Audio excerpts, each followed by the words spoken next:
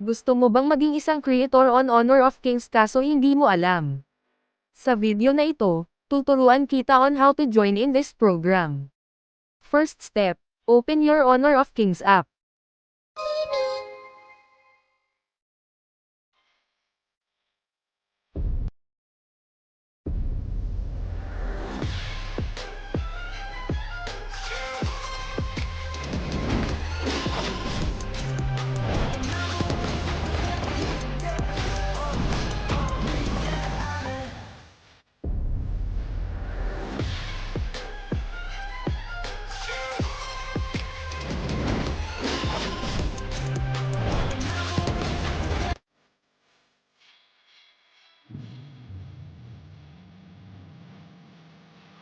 Second step, click the event. Third step, click the calendar sign. And then proceed to apply now.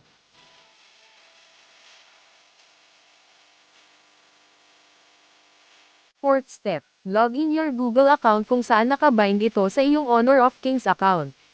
I'll give you some tips, para mas madali at mabilis kang makapag-fill up, ay doon ka na lang sa Google Chrome mag-setup. E-search lang ang Honor of Kings Creator at i-click ang unang lalabas.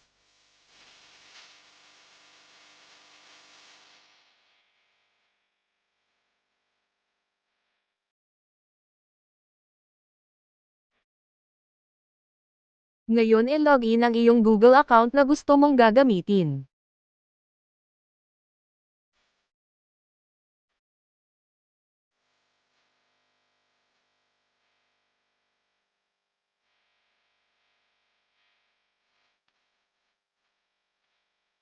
Pagkatapos dyan ay may lalabas na UID.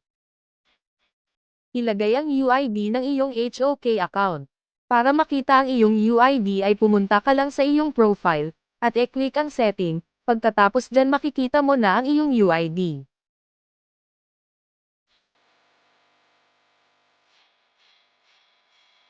Puntahan mo ang message box ng iyong HOK account, at doon mo makikita ang code para mabinding na iyong HOK account sa Google account na iyong gagamitin sa programang ito.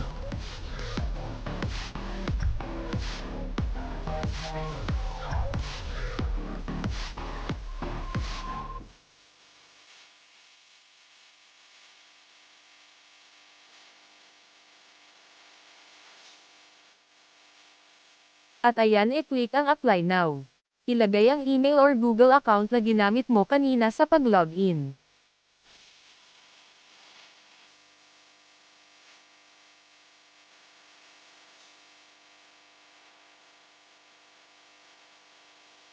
Pagkatapos dyan, i-click ang Send Code. Pumunta ka sa iyong Gmail at hanapin mo ang code na sinend nila.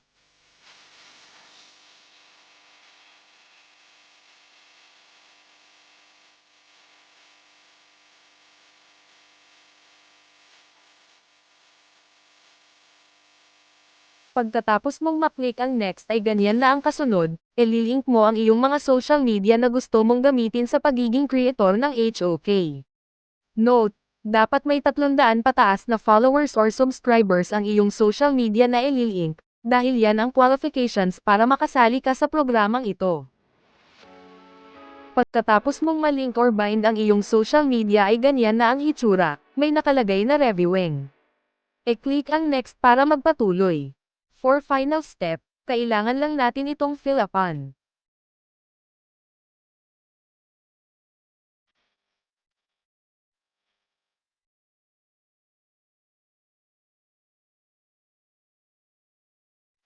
Click submit. That's all. Mag-antay na lang tayo sa review if approved ba tayo o hindi. Paano ba malalaman na approved ba or hindi? Antayin mo lang ng ilang oras or araw ang kanilang email sa Google na ginamit mo. Ganito ang hitsura pag na-approve ka nila.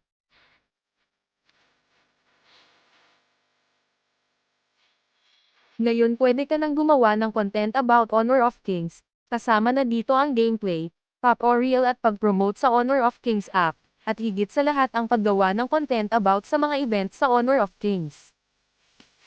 Sa paggawa ng naman ng content tungkol sa mga events, ay hindi ka na mahihirapan, Kasi meron silang guidelines na susundin mo.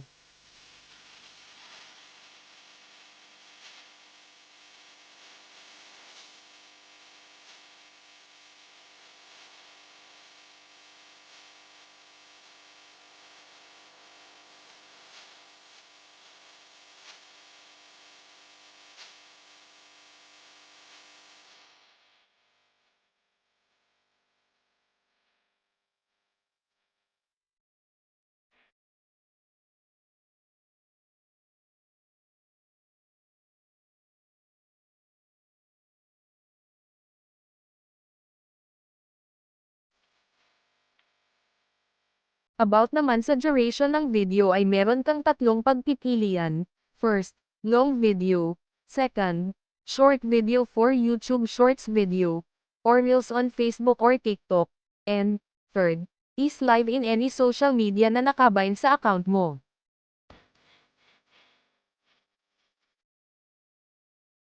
At dito nagtatapos ang tutorial. Hope ang nagets nyo lahat ang itinuro ko. Please don't forget to subscribe. Salamat sa panonood.